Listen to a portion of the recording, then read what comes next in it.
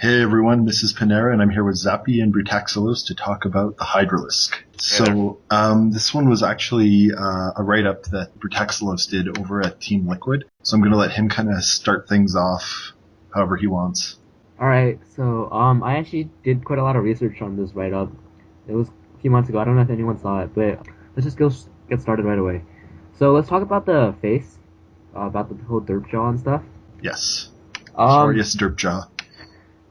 I actually pointed out that on some of the artwork, it clearly shows that the extra jaw can hold up onto the face and serve as some kind of protection for the face. I guess it's kind of like a shark or a crocodile or something, where most of their sensory organs and stuff are still open. They still have eyes to see, but it's protecting the soft tissue and stuff underneath. So I'm saying that it actually has kind of a purpose too, rather than just looking. Unfortunately, in-game, that art you provided, if you actually look at the game model, they kind of hang off a little bit. They're not quite as snug as that, and then they kind of just hang off the front there. And virtually every single time we see a Hydralisk in cinematics, they're just opening their derp jaw just because they can. Though then again, the cinematic with Kerrigan in Wings of Liberty, you do see that they're able to kind of close a little bit more snugly than the unit model has. Here, I, I I have found a another I found another picture to prove otherwise. I have Oh, a I very see. odd question though. Hmm? If the point of this derp jaw is to protect the face, why wouldn't you just put armor on the face? Why go through the whole derp jaw process? It might Um, be an exaptation where they're repurposing something that the Hydralisk had to begin with, but that doesn't explain its presence in a lot of other Zerg units. also, this is a mouth, and generally mouths are like more soft like this, right? Depends. They could have chitin. They probably have like chitin over top of their like on their exoskeleton. So, and like if you watch the cinematic where Kerrigan's petting the head of the Hydralisk, her nails are like clicking on the top. So they actually do have a rather hard carapace to begin with. So I'm not entirely sure if it's justifiable, but it has been suggested before to us that it is probably for some sort of protection. So. Okay. Next part. So, for still talking about the jaw though, I pointed out for something on how the jaw could possibly evolve, right? A lot of people compared this jaw to kind of like the xenomorph face, even though it's kind of different. But I actually have some real life examples of animals that look like this. This is the moray eel, and if you look at the picture, they have something called a pharyngeal jaw. I'm not sure if I'm pronouncing that right, but basically they have a jaw in their esophagus, and when they bite into something, they can lurch out the new jaw, and and that would like I think it'll help like slide things into the esophagus. I'm guessing. I don't know if you can. Yeah. No, I see what you're saying. Though I don't see this kind of functionality in the Hydralisk jaw itself. I know. I'm going there. So I pointed out that if we can take the Brood War Hydralisk as a canon, like an actual strain of Hydralisk that slowly evolved into a new one, we can actually look at the face of the Brood War Hydralisk, and you can actually kind of look at this as a step towards the new kind of face where the outside jaw actually becomes like a protection rather than just a outer set of teeth. Hmm. Yeah, so basically what we're saying here is that the Hydralisk used to have one of these pharyngeal alien jaws where it Yeah. used to be way inside and it's been slowly moving forward, and then the derp jaw is kind of getting pushed out and becoming more and more derpy to the point where it'll eventually just fall off. Or Yeah. just be repurposed anyway And, to armor. Or something like that, yeah. and it seems like the bottom pharyngeal jaw is actually gonna close, like it's gonna close off with the top outside jaw, and then the top pharyngeal jaw just is gone. Or I don't know, maybe it's in there somewhere, but it seems like they just switched places, you know? Yes, no, that's actually making a little bit of sense. It doesn't necessarily have to be a pharyngeal jaw, but it's certainly an example of creatures with two sets of jaws, to be sure. Um, because it just looks a very, as far as vertebrates are concerned, or tetrapods at least, it looks a lot like a dentary, like in the mammals. We only have a single bone as our jaw. That's our lower jaw, called the mandible, which is made up of the right and left dentary. So that's kind of what it looks like, but doesn't necessarily have to be what it is in this case. So I think you make an okay point, I guess. Another possibility is if you look at a snake skull. Here's the snake skull picture. Their bottom jaws are actually separate. And what the snake does is they slowly alternate with each stroke with their jaw, so they can grasp the food and like drag it into their mouth. Kind of Similar walking purpose, the I jaws guess. forward. What? Kind of like they're walking the jaws forward. Yeah. And it's also brought backwards, so they can just like pull it back. Yeah. Okay, fair enough. It seems like you've actually justified the Hydralisk derp jaw at least more than I ever bothered to. But that doesn't mean we're going to rename it from the derp jaw. It is what it is. Okay. I think we should switch gears and talk about the other parts of anatomy as well, though. Okay. Let's talk about, we have that picture of the Hydralisk from StarCraft 1, and it's on the arms, it's only got one single spike, whereas the new ones, they've got 3, I believe. Yeah. I don't remember if I actually had a particular reason for why they had 3 spikes rather than 1. But because 3 spikes is 3 times as badass. Yeah. Okay. I think it has to do with redundancy, right? It's not a case where if they have 6 hearts, it's actually going to create more issues than it solves. In this case, this is adding on extra teeth, say, so that if some fail, for example, if one of them gets shot off, then it's still battle effective. Although if you look at the melee attack of the Hydralisk in game, it's almost like they're slapping like a girl. It's really weird. They're go up and then kind of slap downwards. It looks really, really awkward to me. Well, with the recurving of their arms like that, or their claws, could that not just be a better slashing maneuver where they can stab into something with it and then pull out? Oftentimes when you have recurving claws, there is an element of climbing involved. This isn't necessarily always the case, but it's either for grasping or for climbing. Yeah, I actually pointed out, the origin species of Hydralisk is called the Slothian, right? Mm-hmm. And in my write-up, I actually had a picture of sloth. Sloth hands are actually curved back like that too. Yep. They obviously have three fingers, so they have 3 parallel. Well, the 3-toed sloth has 3 fingers. Yeah, I guess. There's a 2-toed sloth. So we could see that the Hydralisks were kind of like a tree dweller thing when it was younger. I mean, not younger, when it was still when it was in development, I guess. Yeah. That's fair enough. What I don't understand is why would grooved spines give them more range? I'm not understanding this. All right, well, that could possibly just be it's kind of like reverse rifling, where in a rifle you have grooves in the barrel to spin the bullet, make it more stable in flight. Mm-hmm. And this is probably just the opposite, where they have grooves in the actual spine, and then as it flies through the air obviously goes through these grooves and spins the spine and makes it more stable in flight, so it allows it to be more accurate over longer distances. Okay, I think you had something. You had a theory on this too. I don't know if you forgot it or something. No, I know. I was talking about how with the groove, it could almost work like a blood groove in a line. All cats have this. You can go and touch your cat's canine, and there's a groove on the inside. That's to prevent suction from happening when they pierce into the skin. Unfortunately, the groove there is oriented vertically, whereas the grooved spines from the Hydralisk, according to the upgrade picture, they're done horizontally on the horizontal axis of the spine. So it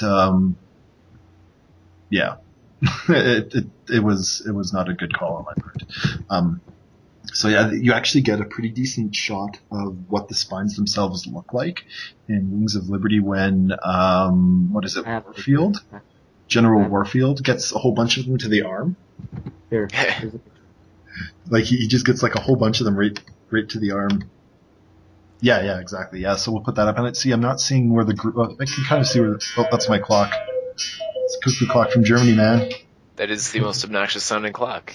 Yeah, congratulations. It's pretty. I know it's horrible, but It's pretty cool because there's guys drinking beer whenever the hour switches over, so it's manly. Shut up. Anyway, yeah, I see there's a lot of barbs and stuff on this spine. I'm not really seeing where the grooves. Well, they'd almost be oriented like tangentially going down the shaft, I guess. Well, they'd have to go somewhat down the shaft, although, I mean, there's not a lot of grooves in that thing, period, so it's entirely possible that those Hydralisks simply don't have the upgrade. Because, I mean, there are no grooves in that spine. Yeah, maybe they don't. Maybe on Char they just didn't. They failed their macro a little bit, and well, I mean, maybe on Char they're like, hey, they're never gonna come here. Why do we really need it? Yeah, we can deploy that in field. Yeah, maybe. All right, so let's talk about the spines themselves and how they how the Hydralisk creates them and stuff. Yeah, how they launch and whatnot. The lore says that the spines evolved from the articulating hair from the Slothian. From the what hair? I wrote articulating. I think it's articulating or something. Yeah, articulating. Yeah. So you can see these on like tarantulas, caterpillars, and stinging nettle and stuff. They're just hairs that are, I guess they have they're like a nematocyst or something. Yeah, they've got barbs on them and whatnot. Yeah. Yeah, and then they just fire out or something. Okay, so it's just a beefed up version of that. Fair enough. You want to explain what a nematocyst really quick is? I'm not entirely sure. It's like a jellyfish stinging cell. Well, I know that, but like, how does it work? They have like a whole coil of barb, I guess, inside, and there's like a little trigger outside. I think I don't remember too much clearly. But when as soon as it gets touched, it triggers automatically. So it's not so you could troll in theory you could, right, in a hypothesis, you could troll a jellyfish by running a stick all up and down its tentacles and make all of its nematocysts fire. And yeah. Always the troll looking to troll a jellyfish. Yeah, you mad, bro? Yeah. Okay. I guess the real question here is, do ants have any nematocysts?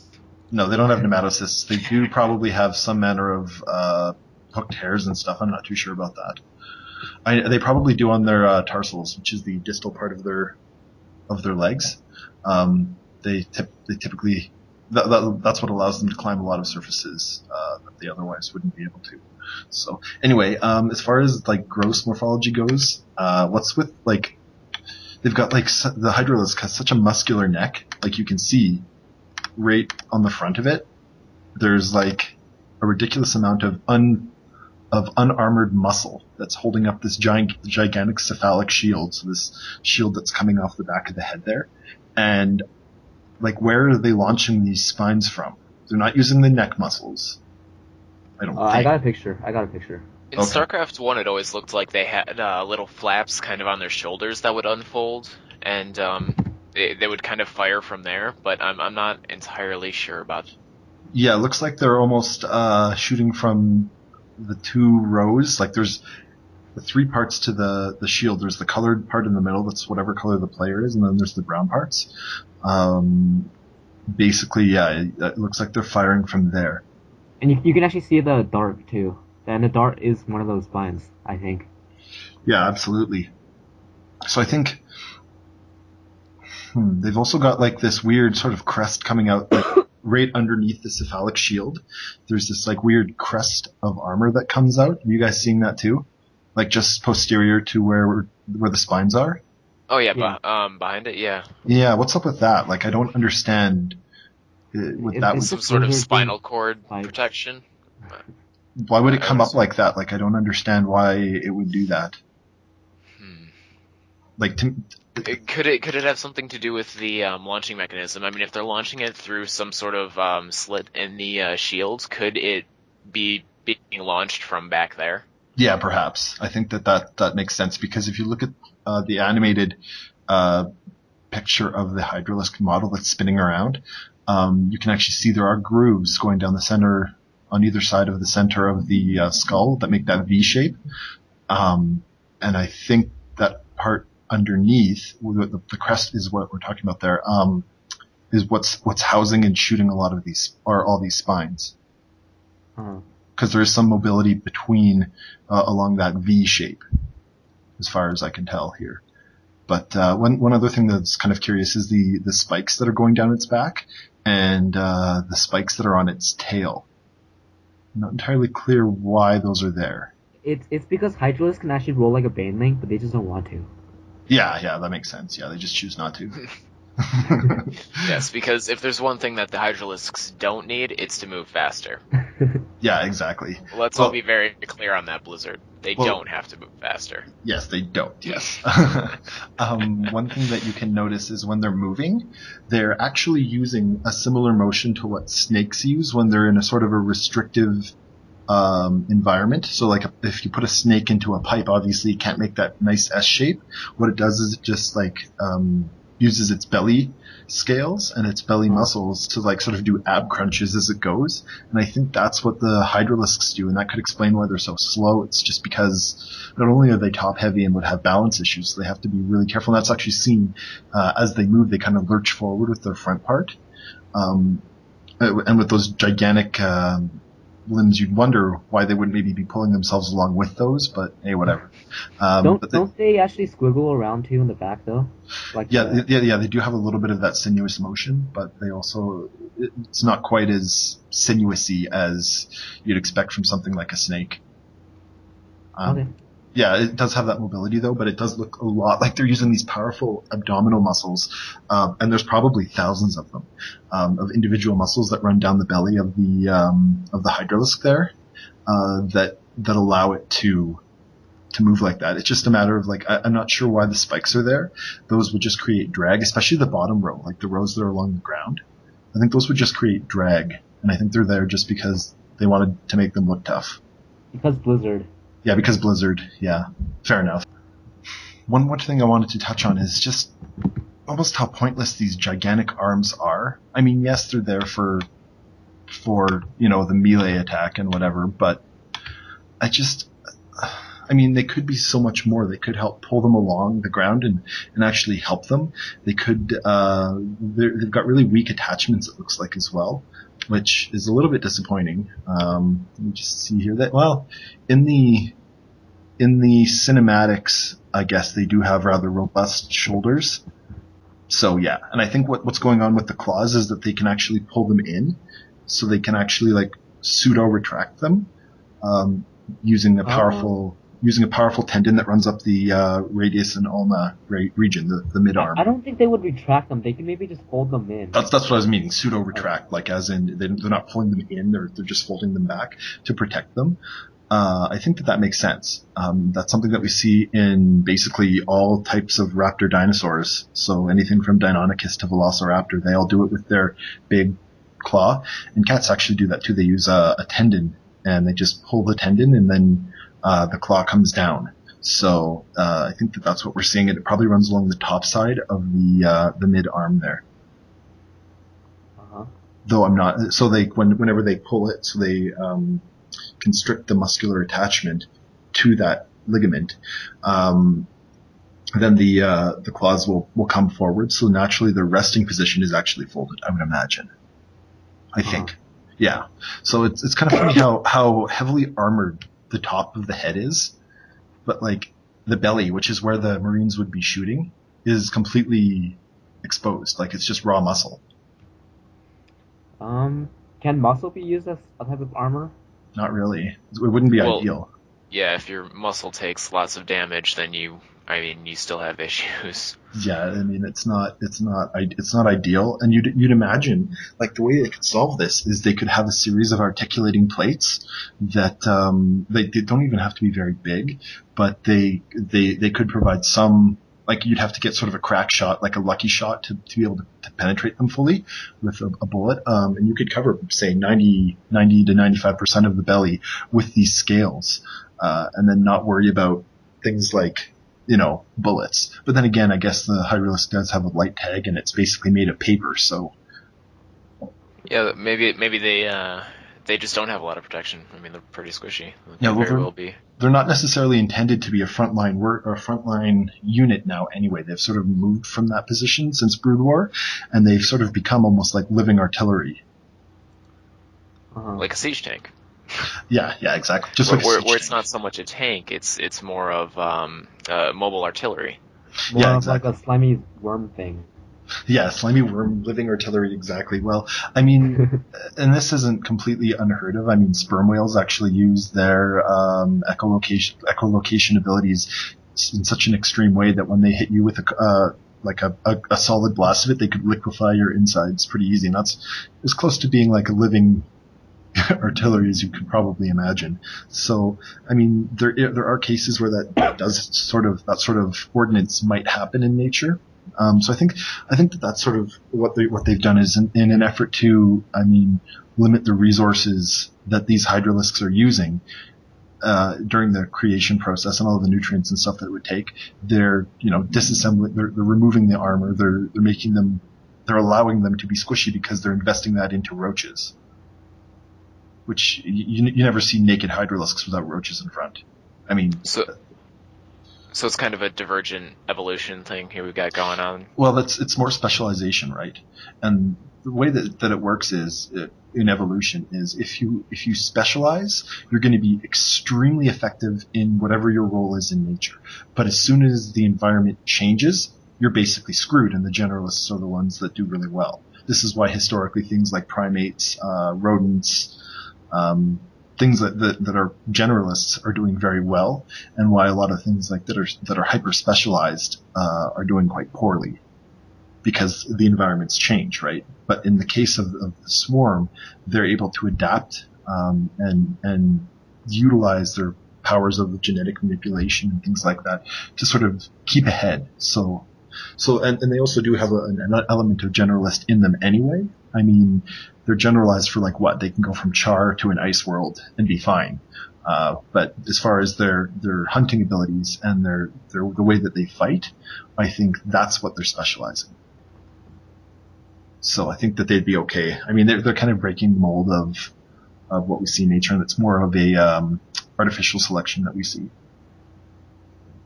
which is common for all Zerg. So. It's just unfortunate. I really would have liked in the latest Blizzard cinematic to see more than just a Hydralisk face. It would be nice to see them. It'd be nice to see them in the fight, but that's okay.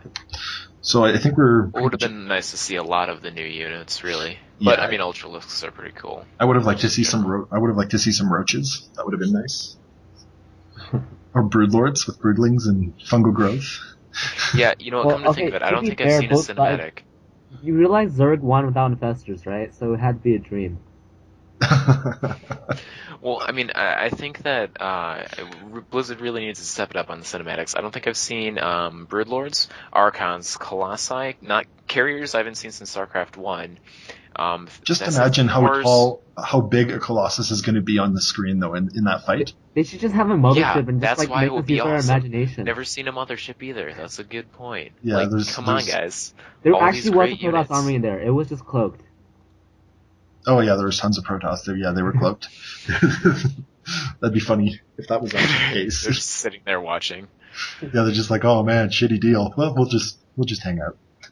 Doesn't it suck to be you guys and rock to be us? Yeah. One thing before we end the episode that I want to comment on is if you're a Hydralisk and you're using a projectile weapon that needs at least some manner of precision, why don't they have two forward facing eyes? Like their eyes are a little bit offset, so I think they might have overlapping fields of vision, but it doesn't look like it because the eyes are kind of offset to the sides a little bit. I would have liked to have seen true binocular vision, because that's really the best way to determine distance to target. Well, if they evolved from something like a sloth would have more eyes kind of on the sides of its head, right? Because it needs to be able to see around it more, be more aware of what could possibly attack it. So, well, here's the thing, though: the Hydralisk from Brood War actually does have forward-facing eyes. Okay. So I don't know what they're doing there. Overseer's the scout for them. They don't need to look anymore. Oh yeah, that's right. We've got a bit of de-evolution here. De-evolution? That's not a word. Well, okay, maybe it's because now they're more in the back, and they're not on the front lines anymore, and they're more squishy. So as a result, they need to be more aware instead of Maybe. Always focusing ahead. And they're not exactly like snipers where they're taking one shot for a kill. They're kind of blasting you over and over with spines. So, I mean... Little machine guns. Yeah, they really go quite rapidly, so...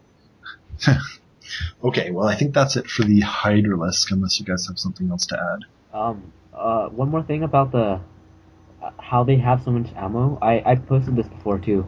It could be possibly like one of the shark teeth where they have another row or something underneath, and when you use one, another one just goes to replace it. Yeah, I imagine that's where a large amount of their metabolic processes are going. This would also explain why they move a little bit slower and things like where they have this gigantic cephalic shield. It's just a great, and that sort of crest behind it. I think that a lot of what they're doing and they're investing a lot of proteins and things like that into making these spines. So I think you're right. There's multiple rows. And I'm guessing it's probably keratin or something, because it is a yeah. hair, and like if it was a uticulating hair, and it would also be like kind of like a horn or like a fingernail kind of substance. Yeah, I think you're right on that. I think it's probably keratin. And they don't. The only Zerg unit that specifically uses chitinous plating is the Ultralisk. So. Yeah. So there you go. Okay, well this has been Hydralisk as always. Tell your friends. Bring this to the mall to pick up girls. They'll come flocking to you. So I guess we'll catch you guys next time.